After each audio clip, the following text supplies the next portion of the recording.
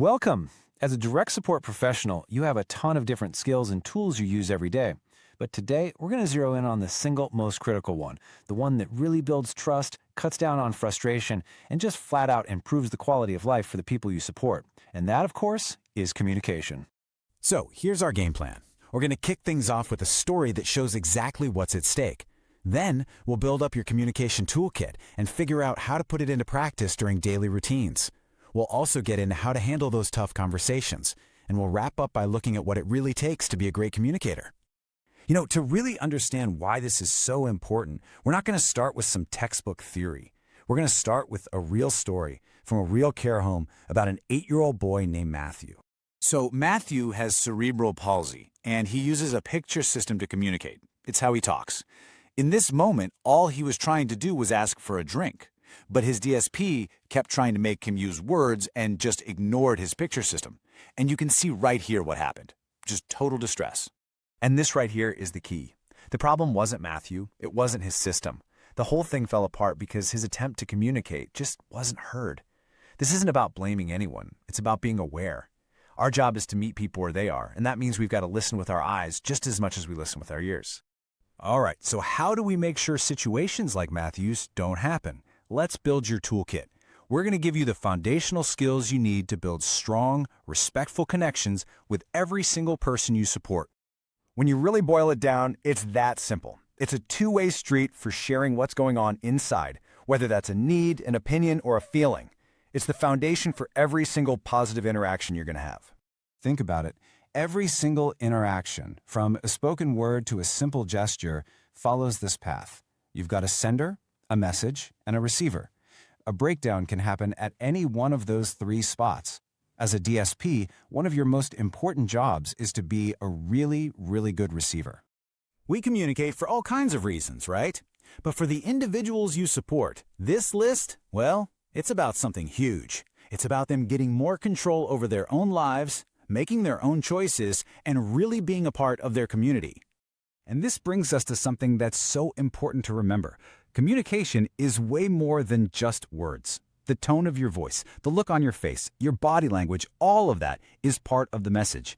And you know what? Sometimes it's the most important part. Part of your job is to become an expert in the specific ways your clients communicate, whether that's with spoken words, a picture book, or some kind of device. But I want you to pay extra close attention to that last one, behavior, because behavior is always communication. It's telling you something every single time. For some clients, tools like sign language or communication boards aren't just little helpers. They are their voice.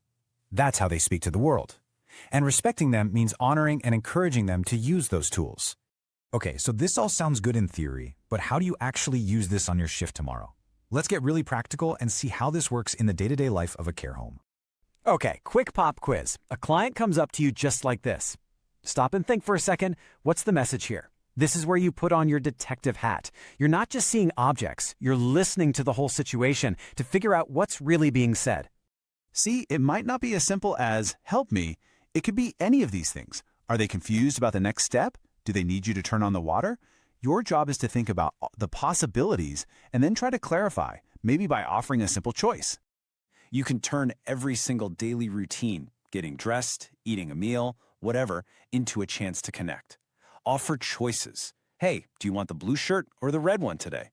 Talk about what you're doing. And this is a big one. Give people time to respond. That little bit of silence doesn't always mean no. Sometimes it just means they're thinking. Look, it's going to happen. In a home with lots of different people, you're going to have disagreements. So let's talk about how to handle those moments like a pro, and maybe even turn a conflict into a moment of understanding. Okay, this one technique is an absolute game changer. Using I statements instead of you statements can instantly bring the tension down. It stops sounding like you're blaming someone and starts sounding like you're just sharing how you feel. It's not about being right, it's about finding a solution. When things get heated, you can always fall back on these 4 steps. First, remember you're tackling a problem, not a person. Then, figure out what everyone actually wants or needs. From there, you can brainstorm solutions together and agree on what to do next. It keeps everything focused on fixing the issue. Just think of these as the basic rules of the road for any tough conversation. If everyone can stick to these, you're making sure that even when you disagree, you're still being respectful. It's all about making sure everyone keeps their dignity.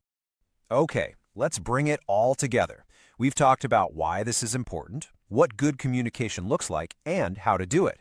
Now, let's lock in on what you can take away from all this and start using on your very next shift. If you only remember 4 things from this whole explainer, make it these. 1. Look beyond just words. 2. Become an expert listener and validate every attempt to communicate. 3. Make every daily task a chance for connection. And 4. Handle disagreements with respect. That is the foundation of being a truly great DSP. Your job isn't just about providing care. It's about making a real human connection. And that whole journey starts with your very next conversation. So, what's it going to be? What's one thing you'll choose to practice this week? Maybe you'll focus on offering more choices, or just acknowledging every single communication attempt. Just pick one and start there.